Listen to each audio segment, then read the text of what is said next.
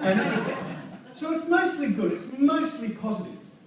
Although, a couple of months ago, I was sitting in a cafe and I heard a woman at the next table turn to her companion and whisper, "He's the fat one off the Bruin transfer." Now, I don't know where she learned to whisper. I can only imagine it was inside a helicopter. But, you know, I can live with that. I am the fat one off the Bruin transfer. But then 3 weeks ago, I was on a winery tour in the Barossa Valley in South Australia. And the woman on the tour bus next to me turns to me and says, "Oh no, you off TV, no." Doesn't even up herself. I said, "Well, possibly." And she said, "I knew it, you're Mike from Mike and Molly, aren't you?" So this is Mike from Mike and Molly. So now I'm not even the fat one off the Bruin transfer, I'm just generic fat guy off TV. What makes this worse is, for the past 25 years, I've been a creative director in the advertising industry. So those of you who are fans of Mad will know that this is what I'm supposed to look like. You're disappointed. So as Sam said, I've really been working in marketing and advertising for 25, a little over 25 years.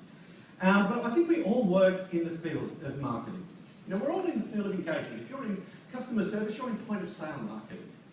And if you're leading your marketing to your team, you're marketing to the broader community, you're marketing to shareholders, and you're marketing to your global community. If you're in a relationship, or you're trying to get into a relationship, you're very definitely in marketing and advertising. Now, if you're a man, you might be investing in some kind of an online campaign. You might be running some kind of gift with purchase promotion. And if you're a woman, you might be investing in things like makeup or high heels or a push-up bra. It's all advertising. Some of it's false advertising. I don't mean to have a go, but I'm sure we've all gone home with a prince or princess and woken up next to Shrek. So today I'm going to talk to you a little bit about what it means to think from a marketing mindset. I've got a friend he's worth about $100 million. He's a venture capitalist, and he doesn't invest in companies that have a marketing department. And his rationale for that is his belief that the entire organisation should be invested in marketing. It's everyone's gig. Every touch point brings the brand to life in some way. It's actually a leadership responsibility. I kind of buy into that. So today, what I really want to talk to you about is creating a winning identity. Who you think you are drives everything that you do. And I'll start by talking to you a little bit about the history of behavioural sciences. My belief is that all human behaviour is driven by identity. And I don't just mean brand identity, I don't just mean a logo or livery.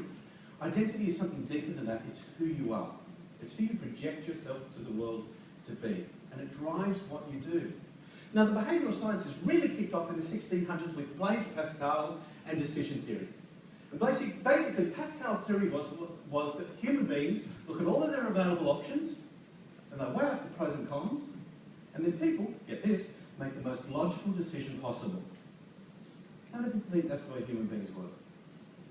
Of course it's not. Then people like Daniel Goleman came along and said, no, it's not about intellectual intelligence. It's about emotional intelligence. It's about EQ, not IQ. And he's right, everything we do is filtered through how it makes us feel. We post-rationalise our emotional decisions. There's a lot of men in the advertising industry driving around in Porsches that can tell you all about Porsches. Racing heritage, German engineering and aerodynamics, but all we really want are some special hugs from women half our age. But we post-rationalise that emotional decision. But then people start to say, well, hang on, what's the most important emotion? What's the most important question we can ask if we want to persuade people, if we want to engage people? And people like Simon Sinek came along and told us all about why. Why drives how, which determines what. Viktor Frankl said the same thing 50 years earlier in Man's Search for Meaning. With a big enough why, we can achieve any what. And they're right. Why is incredibly powerful. The only problem is, it's often temporary. Anyone who's ever been on a diet knows exactly what I'm talking about. If you've got a big enough why, maybe a school reunion, or a wedding, or a hot day, you can lose the weight. Right? You get on the treadmill, you eat nothing but lettuce, and you look fabulous. But all of a sudden 6 months goes by, and all of a sudden you're back sitting on the sofa in your tracksuit pants, watching Oprah and eating chicken out of a bucket. at some point you realise you're the fat one off the Gruen transfer. And your identity drives everything that you do. Unless you're able to instill an identity more powerful than the one you currently have, change isn't possible. People will always defer to who they are. That's how they make decisions. You know, people don't buy products or services. They decide, is it me or is it not me? That's how we evaluate what we do.